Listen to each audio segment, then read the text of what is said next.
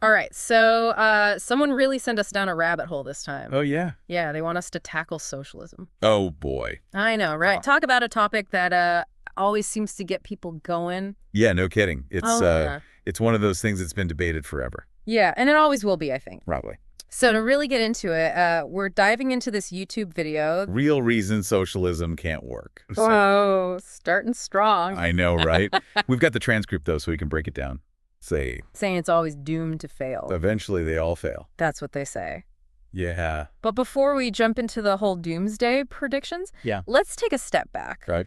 How does this video even define socialism? Well, they focus a lot on this idea of collective ownership. Okay. Especially when it comes to, like, factories, land, all that stuff. Means of production? Right. All the stuff you use to actually make things. Got it. Instead of being privately owned, it would be owned by everyone.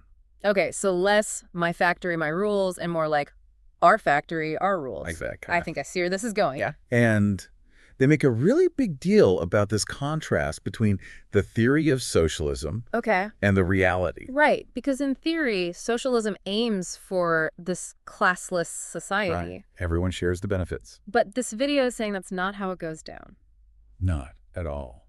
Yeah, they don't exactly paint the most optimistic picture of what happens next. Not really. But, okay, so instead of just being like socialism bad, they actually try to back it up. They do. With like actual economic arguments. They do. They talk about this thing they call the price system. The price system? Yeah, like the heart of a healthy economy or something. Okay.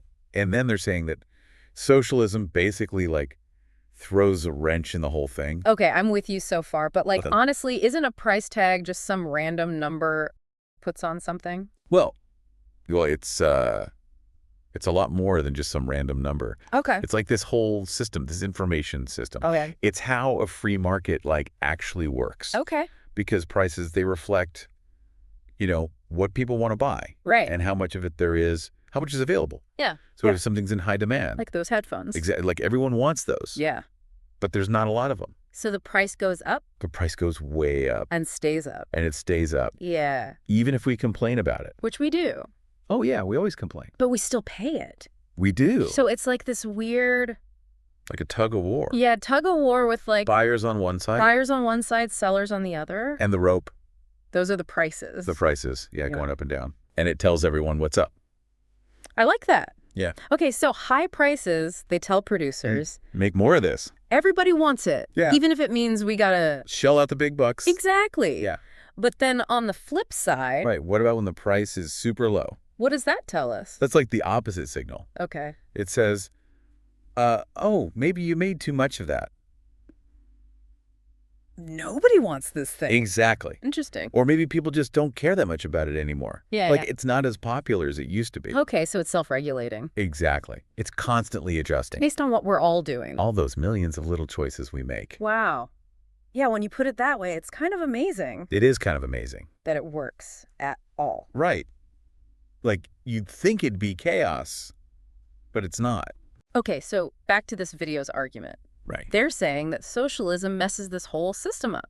Yeah, they think it throws a wrench in the gears. How so? Because under a socialist system, you usually have central planning. Okay, the government's in charge. Right, they're controlling, like, all the production. Got it. And the distribution of goods. And so they're saying that... That throws off the whole price signal. It gets muted. Muted, yeah, where it disappears completely. Ooh, that's not good. No, because then how do you know what to make? It's like you're making all these decisions in the dark. Exactly. You don't have the information. No feedback loop. You just have to guess. You're just guessing. Okay, so imagine like you're trying to stock a grocery store. Okay. But you have no idea. Oh, no. What people actually want. That's my nightmare. Right. Yeah. So you're just going off of what you think. What I think people should be buying. You should be eating. Yeah. But that's not... Not always the same thing. Not at all. Yeah. You might end up with a warehouse. Full of kale. Yeah, all kale, all the time. And nobody to buy it. Exactly. Because, surprise, not everyone's obsessed with kale. Yeah, some of us have other tastes. Thank goodness. So that's the big argument. That's what they're saying. Without those price signals. Planners are flying blind. Leading to, like... Shortages. Surpluses, waste. Yeah, all the bad things. It's not a pretty picture. And this is where our friend Ludwig von Mises comes in. Ah, yes. The big guns. Because, if I'm remembering correctly, they bring him in Like back them up. Yeah, back them up. Yeah, they're big fans. Okay, so Ludwig von Mises, he was like a big deal economist. Oh, like a heavyweight in the field. And he had this whole thing. The economic calculation problem. Yeah, economic calculation problem. Rolls right off the tongue. But it sounds kind of intimidating. It does sound a little intimidating. So basically, give us the Spark Notes version. Okay, so Mises, he said, look for an economy to actually work. Yeah. Got to have these accurate price signals. Okay. And those signals, they only come from one place. Where's that? Private ownership and free markets. So you're saying that private ownership is like the key? It's essential for the whole thing to function. Because? Because when individuals own things, they actually care about how those things get used. Okay, that makes sense. Right. They're going to buy and sell based on what's valuable to them. And those transactions. Boom, price signals. Price signals. The whole system starts working. But if you take that away... If you take away that private ownership... Then what? You lose the signals. Because? Because if everything belongs to everyone...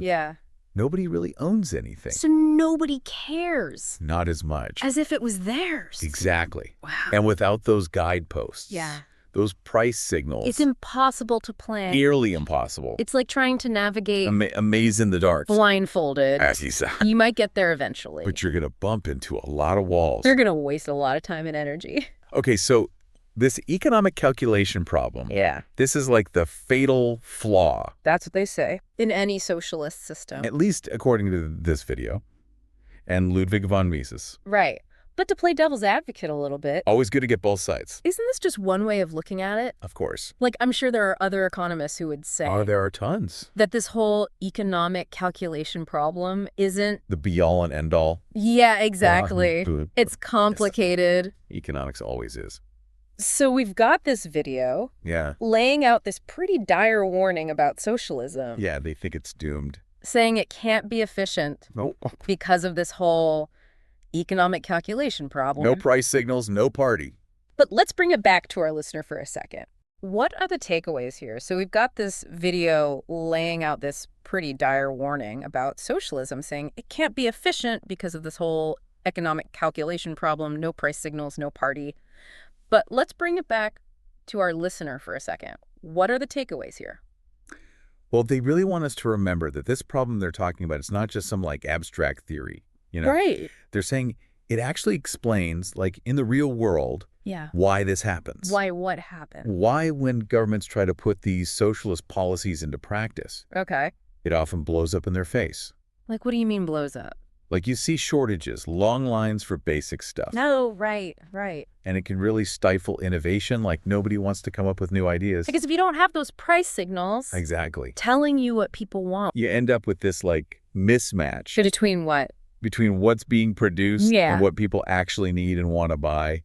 It's like that warehouse full of kale again. Exactly. It's all about the kale. Maybe we should have called this episode The Kale Conundrum. I kind of love that. But, to be fair to the other side. Right, because we always want to look at all sides. Always. There are definitely people who would say I'm sure there are. that even if you acknowledge those potential problems. The kale and the long lines and all that. Right, it doesn't mean you have to like completely write off the ideals behind it. The ideals are important. Yeah, and a lot of people believe in them. For good reason. So it's more about figuring out how to balance those ideals with with the reality. Yeah, the reality of how economies actually work. The nitty-gritty details. Exactly. And honestly, this whole debate, it's more relevant now than ever. Oh, totally. When you think about what's happening all over the world. Income inequality. Yeah, healthcare costs, housing. It's all connected. All these huge issues. And they all come back to these basic questions. About how we organize our economies. Exactly. So you know what I think the biggest takeaway for me, at least? Yeah, what's that? Is that this video, it really makes you think critically. That's the goal, right? Yeah, it's not about telling you what to think. It's about giving you the information. So you can make up your own mind. Exactly. And who knows, maybe out there listening, there's someone who's going to hear this and have some amazing new idea. The next big breakthrough. That completely changes how we think about economics. We can only hope. I know, right? But until then, this is what it's all about. Asking the big question. Diving into the deep end. And maybe getting a little uncomfortable. Because that's where the good stuff is, right? Always. So to everyone listening, thanks for coming on this deep dive with us. Yeah, thanks for exploring with us. And keep those brains buzzing because you never know what you might come up with. We'll catch you next time.